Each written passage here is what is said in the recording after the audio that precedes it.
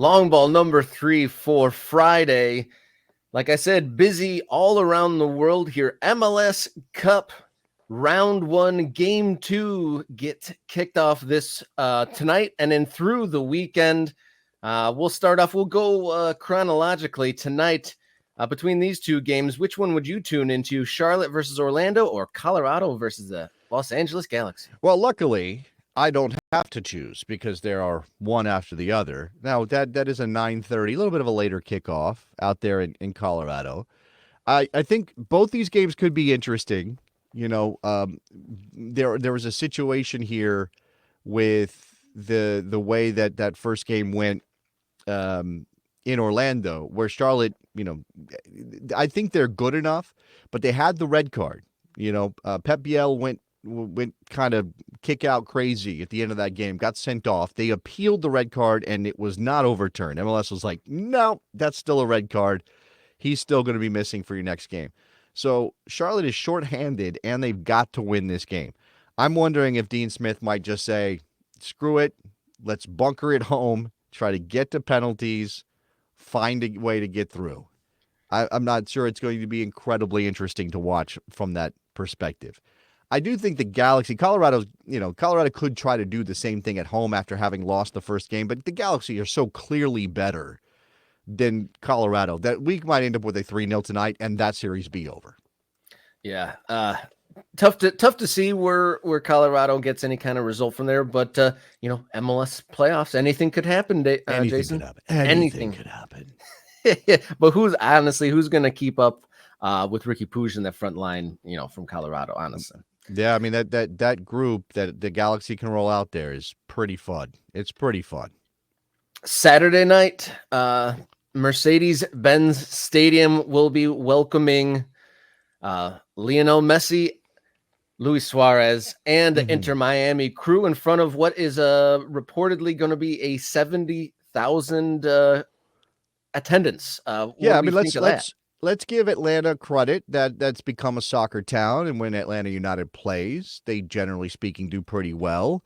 I don't think that the city is as enthusiastic about this Atlanta United team as they have been about teams in the past, obviously with the coaching change and the sneaking into the playoffs.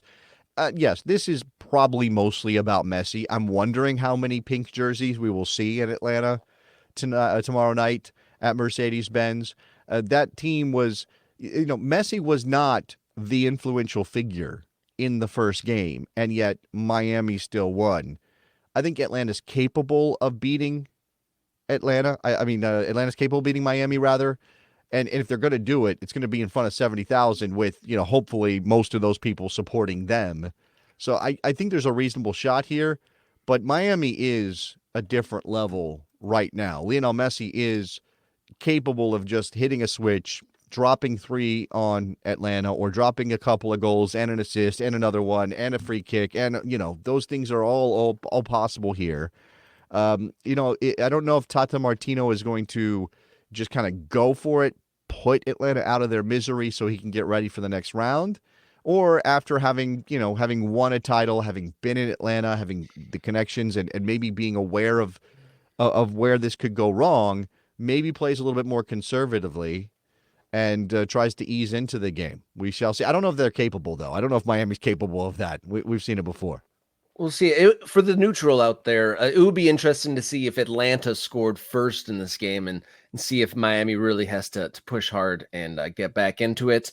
The other Saturday night matchups in MLS Cup, NYCFC hosting FC Cincinnati, and in Minnesota hosting Real Salt Lake as the nightcap on Saturday. Yeah, the NYCFC matchup, it was just the one goal in it the last time around for these two teams in Cincinnati with Assad in the 51st minute.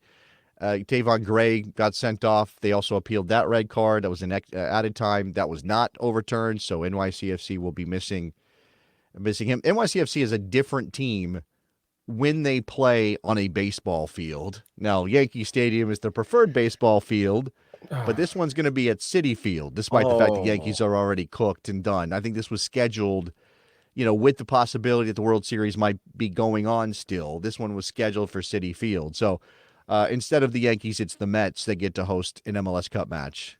Yeah, that's something else. I think that the NYCFC would be, we've talked quite a bit on this show about naming and branding. Could NYCFC legitimately be called the Wanderers?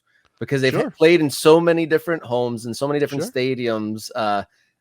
They could legitimately, organically be I called mean, the Wanderers. Wanderers is better than homeless or the unhoused or whatever. That's better. Yeah, that's better.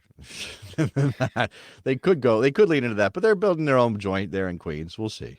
We'll see. And then Sunday, there are 3 more games, starting off with probably the one that I'm looking forward to the most. New York Red Bulls hosting Columbus, with Columbus kind of have their backs to the walls, facing elimination on the road. Yeah, that's where the drama is. I mean, look, I think Minnesota, we'll go back to that one real quick. I think Minnesota takes care of RSL tomorrow night. I feel bad because I like RSL. I like Diego Luna. I like some of the pieces they have there. I like Pablo Mastroeni. But, man, I think Minnesota United is going to figure out a way to see that one out. And then on Sunday, I am fully expecting a big response from the Columbus crew. In fact, I think they might put a crooked number up. I know the Red Bulls are tough. I know they had a great defensive effort at Crew Stadium, or Lower.com Field, rather. But I do think Wilfred Nancy is going to get something out of this team. This is interesting. We'll throw this up here. KY saying, Nancy linked to a job in France. You think he leaves? It is Saint Etienne, I believe, that he is most directly linked to at the moment. I think Wilfred Nancy is leaving Major League Soccer. I'm not sure it's the Saint Etienne job yet. And I don't think he's any less committed to what's happening with Columbus.